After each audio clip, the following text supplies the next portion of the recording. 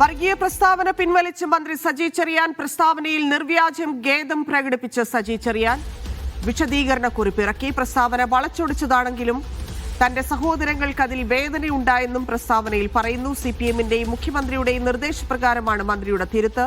നേരത്തെ നിശ്ചയിച്ച ഇന്നത്തെ വാർത്താ സമ്മേളനവും മന്ത്രി ഒഴിവാക്കി.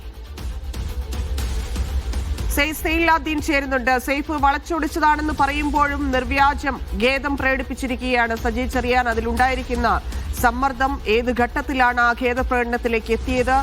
പക്ഷേ നേരത്തെയൊക്കെ വന്നിരുന്ന പ്രതികരണങ്ങൾ പോലെ ആ പ്രസ്താവനയുണ്ടാക്കിയ ഡാമേജ് ഈ ഖേദപ്രകടനത്തിലൂടെ മാറുമോ? അതെന്തായാലും മാറില്ല.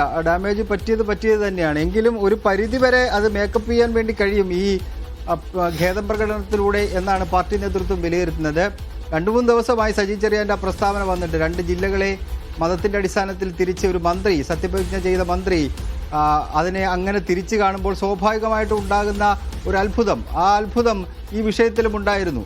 അങ്ങനെയാണ് സജി ചെറിയാനോട് ഇതിനകത്ത് വിശദീകരണം തേടുന്നത്, മാധ്യമങ്ങൾ ഇതിനകത്തൊരു പ്രതികരണം തേടുന്നത്. മാധ്യമങ്ങൾ പ്രതികരണം തേടുമ്പോഴും അദ്ദേഹം പിറ്റേ ദിവസം കൊല്ലത്ത് SN സ്മാരകത്തിൽ വെച്ച് ആ പരിപാടിയിൽ പങ്കെടുക്കാൻ വേണ്ടി എത്തിച്ചേർന്നപ്പോൾ അദ്ദേഹത്തിനോട് ചോദിച്ചപ്പോൾ താൻ പറഞ്ഞത് വളച്ചൊടിക്കുകയാണ് ചെയ്തത്, താൻ പറഞ്ഞതിൽ തെറ്റില്ല എന്ന് മാത്രമാണ് അദ്ദേഹം സൂചിപ്പിച്ചത്. ആ പ്രസ്താവന പിൻവലിക്കാൻ വേണ്ടി അദ്ദേഹം തയ്യാറായില്ല. മറ്റ് പ്രതിപക്ഷമടക്കം എല്ലാ ദിവസവും എല്ലാ സമയങ്ങളിലും ഈ സജി ചെറിയാൻ്റെ ഈ പ്രസ്താവനയായിരുന്നു രാഷ്ട്രീയ വിഷയമാക്കി ഉയർത്തിയത്. ഒടുവിൽ പാർട്ടിക്ക് മേൽ വലിയ സമ്മർദ്ദം വരികയാണ് ചെയ്തത്. കാരണം തെരഞ്ഞെടുപ്പിന് കുറച്ച് മാസങ്ങൾ മാത്രമേ ബാക്കിയുള്ളൂ. അതിനിടയിൽ സജി ചെറിയാൻ ഇങ്ങനെ പറഞ്ഞത് അത് ന്യൂനപക്ഷങ്ങൾക്കിടയിൽ വലിയ തിരിച്ചടി ഉണ്ടാക്കുമെന്ന ബോധ്യം പാർട്ടി നേതൃത്വത്തിനുമുണ്ടായി. അങ്ങനെ പാർട്ടി നേതൃത്വം ഇത് പിൻവലിക്കണം എന്ന ഒരു ആവശ്യം അത് സജി ചെറിയാൻ മുന്നിലേക്ക് വെക്കുകയായിരുന്നു. മുഖ്യമന്ത്രി പിണറായി വിജയനാണ് ഇക്കാര്യത്തിൽ ഒരു നിലപാട് സ്വീകരിച്ചത്. പ്രസ്താവന പിൻവലിക്കണം, അത് വേഗം തന്നെ പിൻവലിക്കണം എന്ന ആവശ്യം മുഖ്യമന്ത്രി മുന്നോട്ട് വെച്ചു. തെരഞ്ഞെടുപ്പ് വരാനിരിക്കുകയാണ്. മാത്രമല്ല നിയമസഭാ സമ്മേളനം നടക്കുകയാണ്. നിയമസഭ നാളെ മുതൽ വീണ്ടും സജീവമാവുകയാണ്.